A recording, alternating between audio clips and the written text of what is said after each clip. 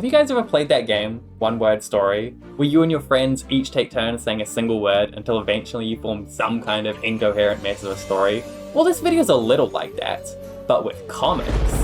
See, I've gathered 10 artists who I'm forcing to work together to make a comic. This comic will be 10 pages long, with each artist making a different page. The fun part is there will be no communication between the artists whatsoever. Though there's absolutely no predicting what this comic is going to be about, or if it's going to even end up making any sense by the end. I guess we'll just have to see how it goes. Let's start at the beginning, shall we? With the first page of the comic. It was a dark and stormy night on none other than Halloween. A group of children, out later than they should be, are searching for any houses still willing to give them their fix of Halloween treats. They end up stumbling upon a creepy old manor, which all the other kids call haunted. But instead of turning back, they knock on the door, hoping for one last trick-or-treat before the night ends. Little do they know of the horrors that await them inside.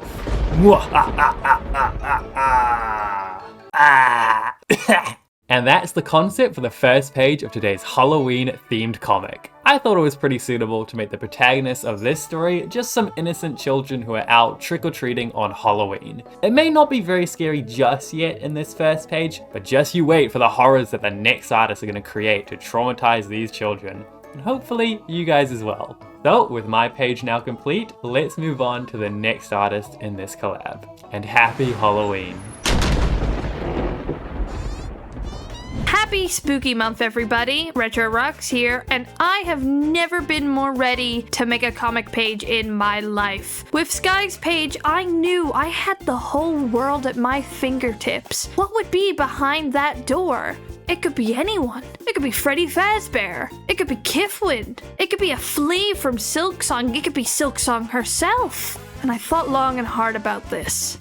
And I decided I wasn't going to make a decision. It's up to the next person. That's right, suckers. I'm not making a choice today, and I'll never make a choice in my life. But now that I'm thinking about it, maybe not making a choice is a choice within itself. Okay, I'm getting confused. But this is how my comic page turned out, and I can't wait to see where the next person goes with it.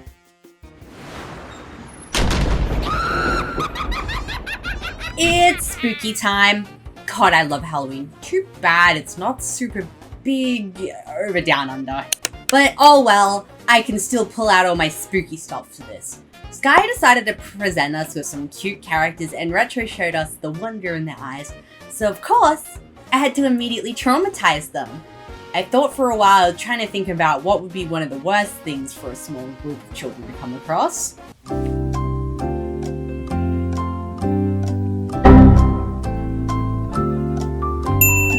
And I landed on corpse. Grandma corpse. Let's just traumatize these poor kids for Halloween. Now before we move on to the next page in this comic, let me tell you about this video's sponsor, Opera.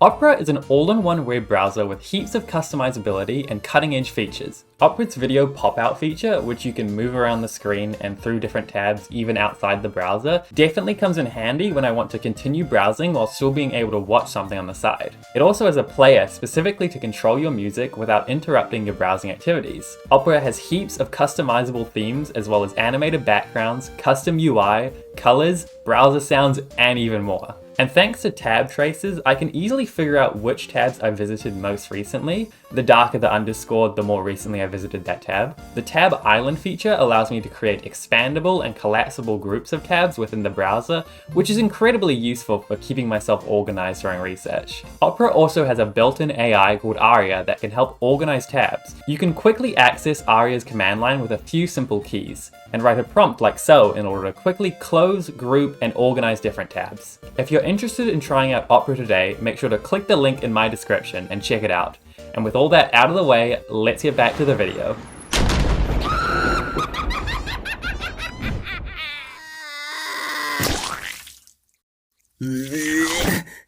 Did I make it? Did I make it? Scary grandma, eh? I know just what to do.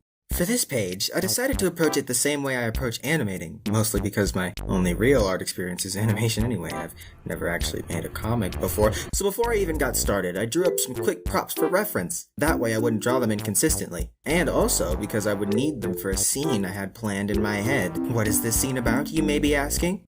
Why, marketable figurine representation, of course. We need more figurine representation in media, and what better way to ignite this revolutionary flame than to twist our beloved dead evil grandma into a mint-condition, one-of-a-kind collectible. But alas, collectibles are nothing without their collector.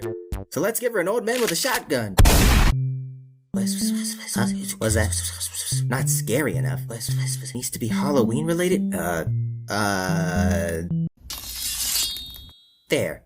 Perfect. But wait, what's this? Trespassers trying to steal his beloved granny figurine? Oh, this won't stand.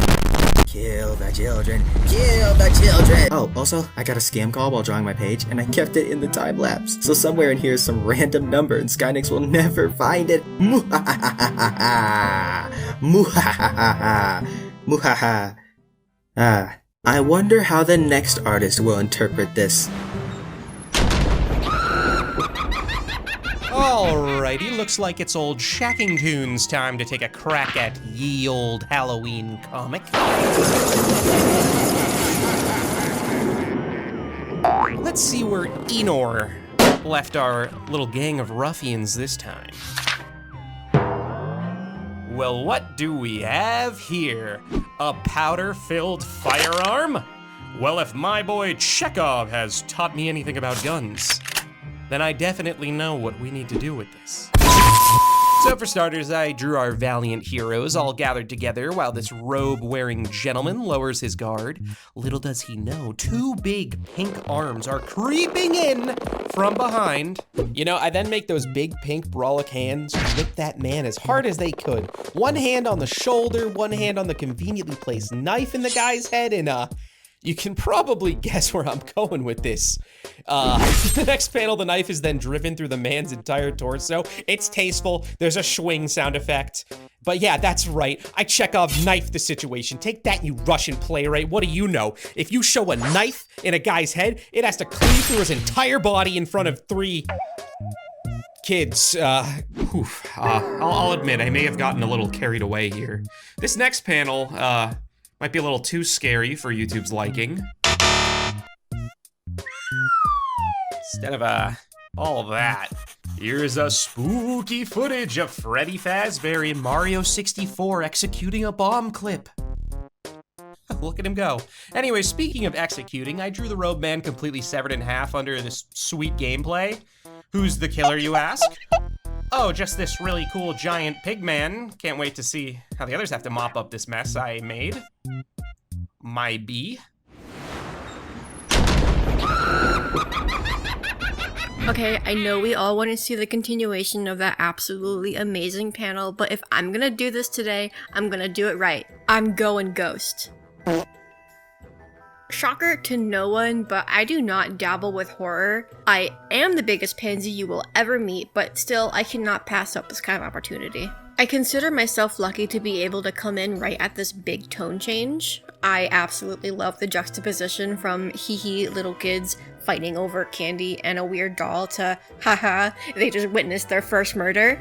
Normally, I am all about dialogue and character interactions, but there was something about this that I felt like it needed a moment to really sit. Like, I didn't want to just go from these kids just witness something traumatic to directly into the next scene. I wanted to, like, hold it. And I know that sounds super dramatic and stupid and artsy-fartsy and poetic and dramatic, but that's just how I think. And I think I've mentioned before on these collabs, I really like to punch in on expressions. I just feel like you can tell so much more story with just body language and facial expressions and all that kind of cool stuff, and I could do this for hours. I wish I had more developed and descriptive language to explain how I did the things I did, or even why, but all I can say is that I thought it just looked cool. I wanted to have the viscera of the skull on display. I wanted to punch in on the emotional reaction of the ghost kid. I wanted to not just say like, oh, he was scared, he dropped his bag of candy in shock, and now it's getting soaked up in the blood, and now they're all standing there covered in blood. There's probably something poetic or metaphor in there, but I'm too dumb to find it.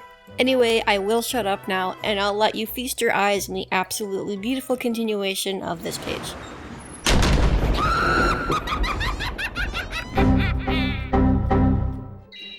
If I could communicate to other artists of the collab, I would say a biggest thank you to Shackingtoons for coming up with this twist. And to Null for making me the one to deal with it. Did you ever look at your classmates' homework and feel just a little bit very underqualified and wish this motherfucker would be dead in the pit?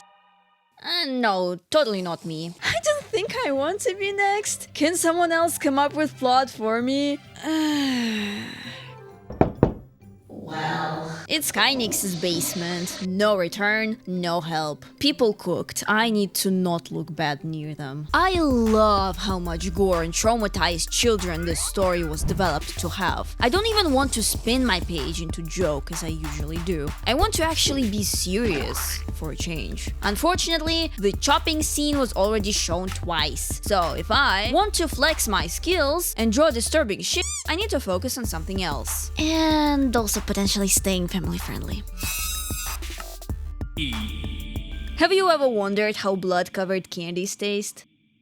Yeah, me neither. Also watch me use like 3 different art styles on a single panel because I am that cool. If I had a nickel for every time a character got transformed into a monster because of me, I'd have 2 nickels. Which isn't a lot, but it's weird that it happened twice. I have no clue what to talk about next and I'm kinda lazy to finish my script, so... like, subscribe. Wait, it's not my channel. Okay, don't. No, get your hand off this button. Skynix, please let me out. I'm Kari Madels. Next person, go!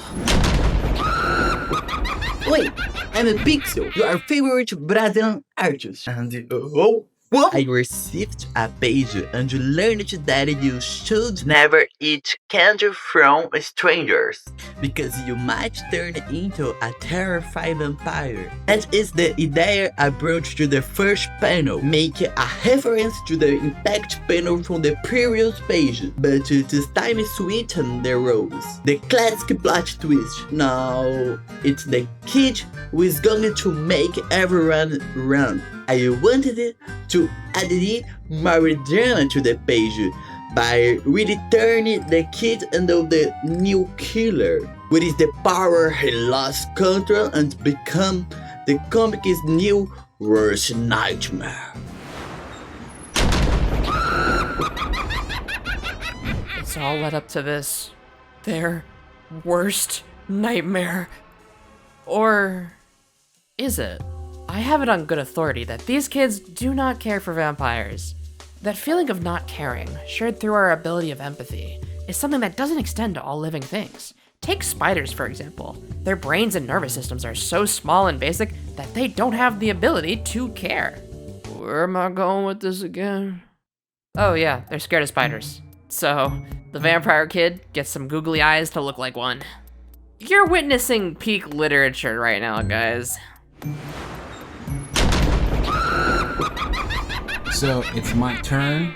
Honor to clock out the last page, and I'm gonna work with about exactly three panels. First panel will be this big reveal to show the character in a more scarier tone, and then I can throw in the punchline where the characters kind of talk about something else and how they can get even more candy if he was this scared the whole time during Halloween, and then end with the Porky Man kind of like just in awe and bleeding out, confused as to what just happened. Once I start to draw in the characters, I'm not too concerned about being super accurate with things because this is just comedic, it's just for fun.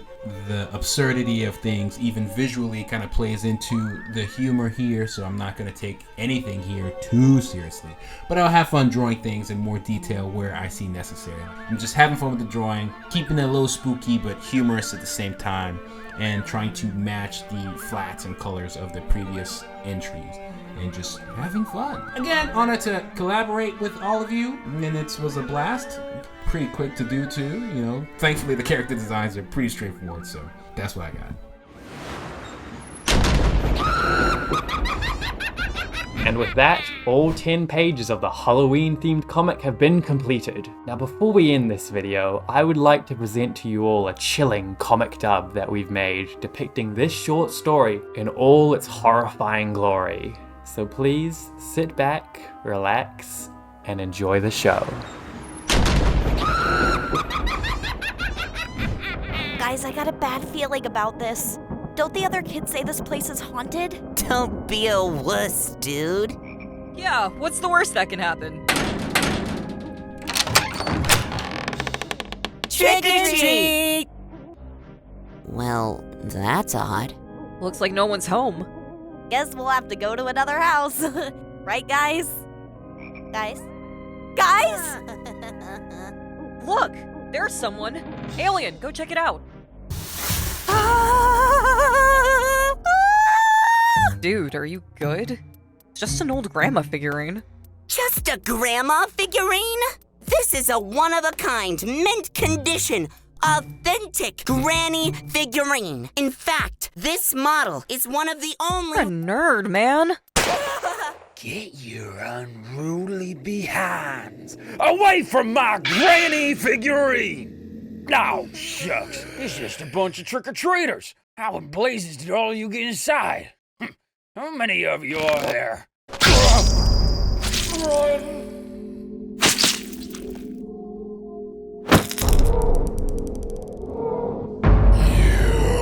You're next.